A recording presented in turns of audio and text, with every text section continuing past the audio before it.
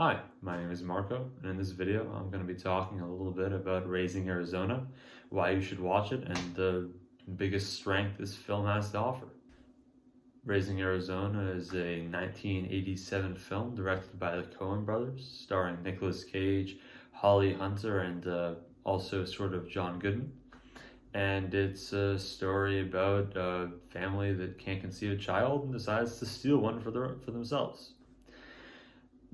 This is a strange movie, to say the least. It's the Coen Brothers and also Nicolas Cage, so I guess what really else could you expect? And I guess right off the bat, it's important to mention that this is a real Nicolas Cage performance, not just a kind of insane Nicolas Cage that's in a bad movie.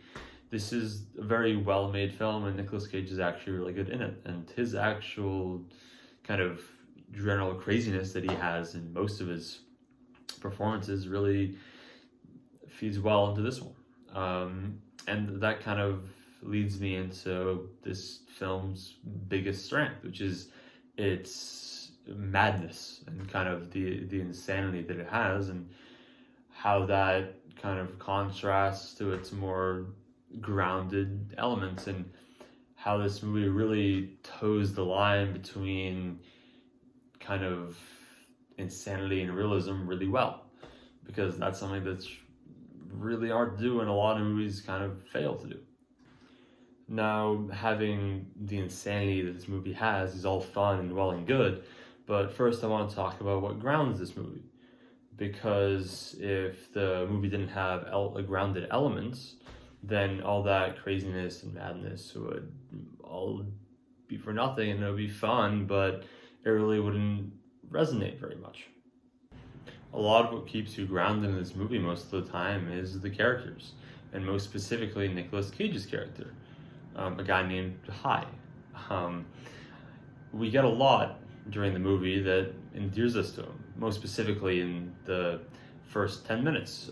We get a lot of narration in that period, but also throughout the rest of the movie. And it's almost kind of like a glance into his inner insanity in a way. And in some cases, not even as much insanity and more just obliviousness. He's not really a guy that thinks through his life a whole lot. He's a criminal in the movie, and it kind of seems like he's a criminal for no reason, almost. And the Coen Brothers, specifically Joel Coen, the director, did a really great job of setting up this character and telling us really what he's all about. Another thing that really grounds this movie, especially when it can get a little bit crazy at times, is the really, really well-written dialogue, especially between Nicolas Cage's character and his character's wife. They're constantly arguing throughout the movie about this thing they're doing, the baby they're stealing, and what kind of people they are, what kind of lives they want to lead, and what kind of lives they should lead.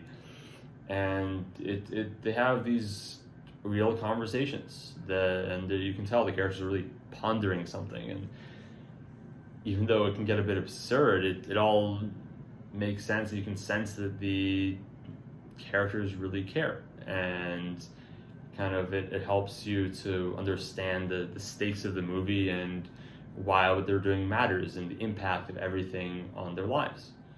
And so, when the crazy action scenes happen and the characters do crazy stuff, we're kind of brought back down to earth. Now, because Joel Coen has laid down that foundation, that kind of those grounded elements of the movie that have made us invested in his characters, he can go off and do crazy fun stuff because he knows that we're gonna kind of be along for the ride.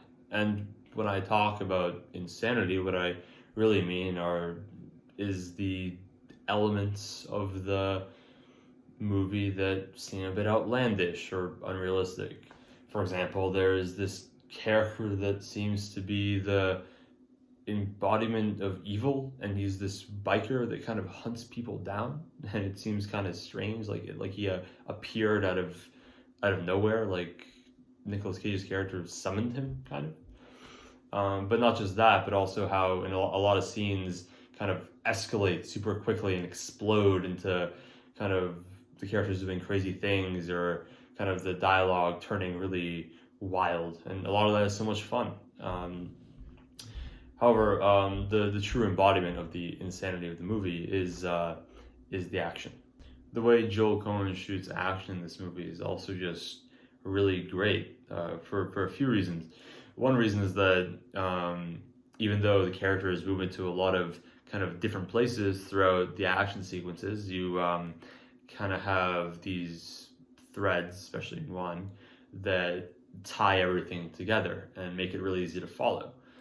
Another reason is that he uses cool camera techniques to make it seem kind of exhilarating. The camera is frequently frantically following Nicolas Cage around as he runs from place to place. And we also get a lot of cool kind of close-ups and zoom-ins that kind of make the action seem more alive, and that's all really cool, and it adds to the madness of the film. But as I mentioned, it's all really well done, and nothing really takes you out of it, even though it can get pretty absurd at times. And that's really the thesis of the whole movie. Even though it gets really fun and crazy at times, and some stuff gets pretty unbelievable, it's really easy to follow and to care because you understand every character's motivations, and you're rooting for Nicolas Cage's character throughout the entire movie, even though he's doing some bad stuff a lot of the time. It's just the world that Joel Coen creates is so cool and strange that you don't really notice some stuff that is unrealistic. And even if you don't notice some unrealistic stuff, like people firing guns into places with civilians, for example, you don't care as much because it kind of seems to fit the tone of the movie. And that's really it. I just wanted to talk about walking the fine line between madness and realism, and how well Joel Coen does that in Raising Arizona. And I would really recommend watching it, especially if you're in the mood for just a good time watching a movie. So yeah, that's it for this video, and if you guys liked it, please like and subscribe. Why not? It's movies,